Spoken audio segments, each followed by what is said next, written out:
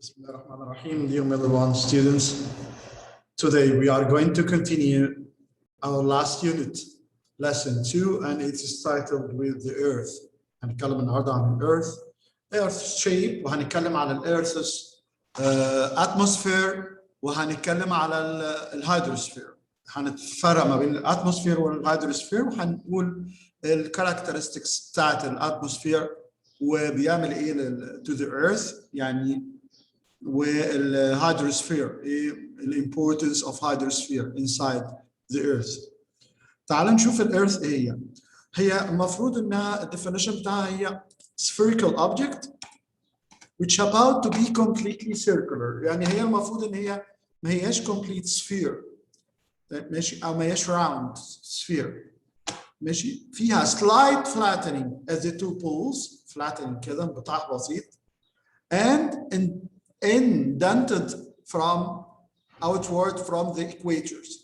هنلاحظ انها طالعه لبره شويه from the equators، يبقى flattened او flattening at the poles، والجزء الثاني indented from the equators. تمام؟ فهي it's not a complete sphere او it's not circular. طب الفرق ما بين الاثنين لو جبنا radius البتاع between the two poles and the radius between the equator, two sides of the equator، هنلاقي ان الراديوس مختلف 22 كيلومتر الفرق ما بين الاثنين، 22 كيلومتر الفرق بين الاثنين. طب تعالوا بقى نشوف هي كده is not a complete sphere. طيب تعالوا نشوف بعض الكاركترستكس بتاعت for the earth. For example, rotation around the sun. Rotation around the sun. The earth كلنا عارفين المعلومة دي revolve around the sun and other planets by the action of gravity، وإلا كانت طلعت عن الأوربت بتاعها. يبقى the gravitational force between the earth and the sun, actually all the planets in the solar system and the sun, they are moving in their orbit due to the gravitational force between them and the sun. يبقى عشان كده in a fixed orbit، ما بتطلعش بره الأوربت بتاعها. Okay، بتعمل one rotation each 365.25 days، 365 يوم وربع actually. تمام؟ exactly. طيب اللوكيشن بتاعنا from the solar system we are in the third position. We are in the third position. قبلنا في Mercury, Venus، بعدنا في Mars, Jupiter, Saturn, Uranus and Neptune. The distance between the Earth and the Sun 150 million kilometers. 150 million kilometers، دي معلومة جميلة برضه. رابع معلومة Earth's mass and volume. لو حاولنا نتصور إنه نعمل calculations للماث نقدر نقول إن الماث بتاع of the Earth، بصوا يا جماعة 5.9 10 to the power 24 kilograms. 10 to the power 24 دي power 24 kilograms. تمام؟ هي ال biggest one in the inner planets. وهنعرف يعني ايه inner planets وال outer planets. ال outer planets حاجة وال inner planets حاجة تانية.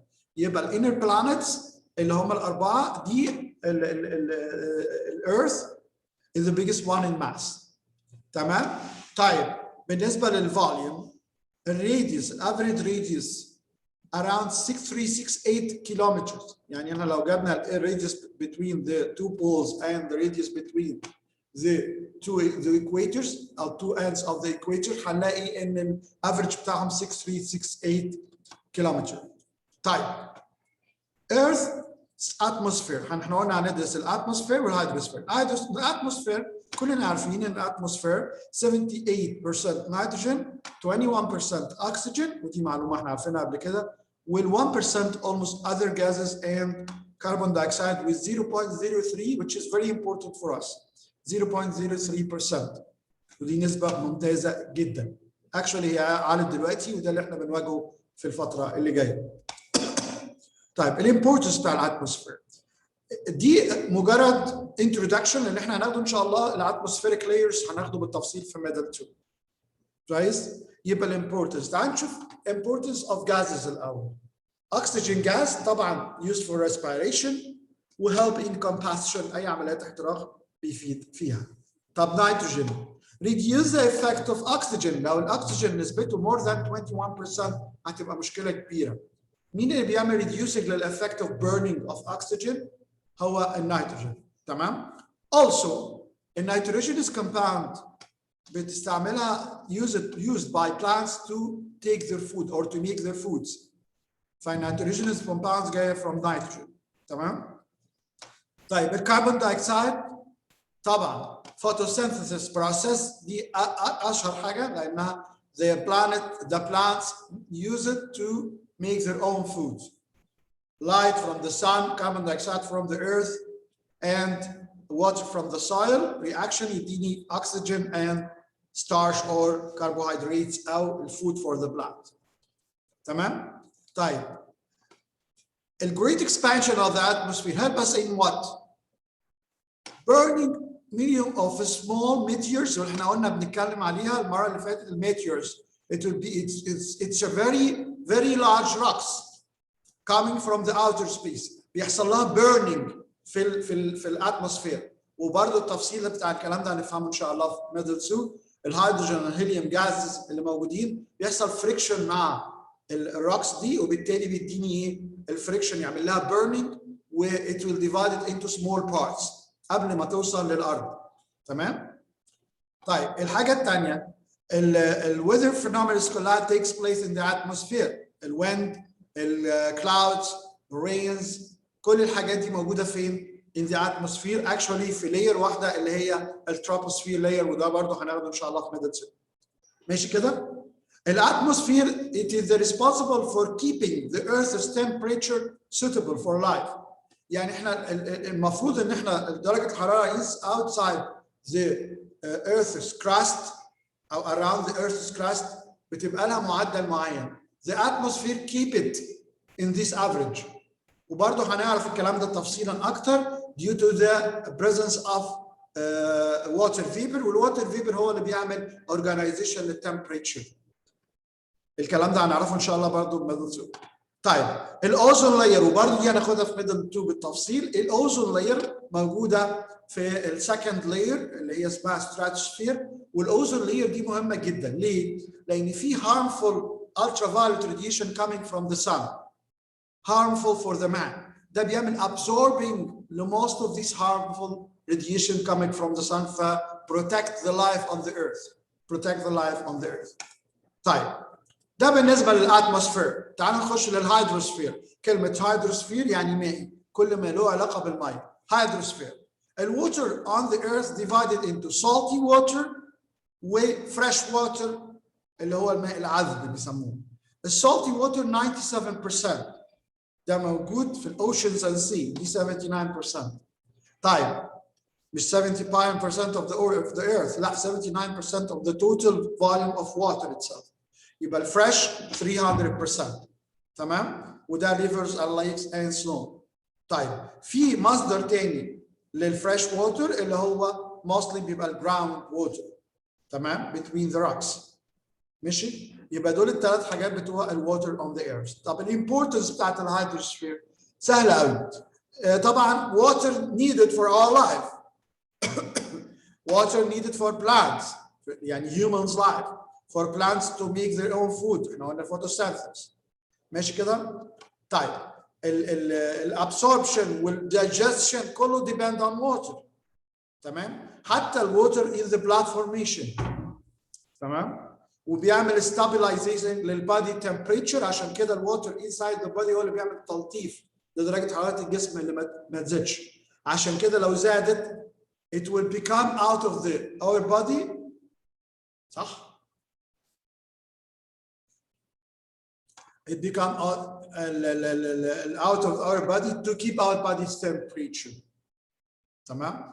طب الهيدروسفير on land بقى. It keeps the temperature on land on day and night. تمام؟ ليه؟ الهيدروسفير بتخرج الووتر فيبر احنا قلنا والووتر فيبر هي اللي بتعمل organization to the temperature of the earth itself. ما بتخليش اي ليكج يطلع من الحراره to the outer space وبالتالي تحتفظ بدرجه الحراره بتاعتنا for our own earth.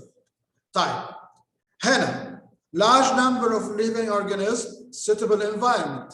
ماشي. 50% of non-living organisms live in aquatic environment. يعني الووتر موجوده وكل الانيمالز او الاكواتيك بيسموها اكواتيك يعني كائنات بحريه. aquatic means كائنات بحريه او مائيه. live in water. terrestrial يعني live on land. aquatic live in water. اكثر من 50% of known living organisms, more than 50% live in water بيسموها aquatic. اخر حاجه هندرسها باختصار الانر structure of the earth. شايفين الارث كراست فيها اللايرز بتاعتها كده كالاتي. كويس كده؟ الانر part molten after the original of the earth due to high temperature. كان في احنا كلنا هنعرف ان شاء الله في ماده 3 نشأة السولار سيستم وهنقول انها molten parts covered او cooled فcovered with earth crust القشره الارضيه اللي بره. تمام؟ طيب بتتقسم لايه؟ The heaviest metal in density descended toward the center, where the lightest component in density ascended upward. يبقى هنا عندي نوعين inside. Heaviest metal ودي موجودة toward the center of the earth والجزء اللي بره اللي هو their density is lighter. يبقى كل ما كانت الدنسيتي اعلى كل ما كان الميتالز او الاليمنتس موجود inside the earth. تمام؟ تمام. تعالوا نشوفوا اللايرز بقى. عندنا how many layers? The earth distinguished from other layers. The earth consists of 3 layers. تمام؟ يبقى earth crust في الاول اللي هي الكولد area first. هي كانت كلها molten وبعدين حصل cooling للouter parts بقت earth crust قشره ارضيه من بره.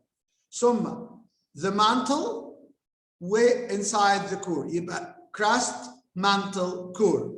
الكور بيتقسم للinner core وده molten metals او molten elements with a very high pressure and very high temperature.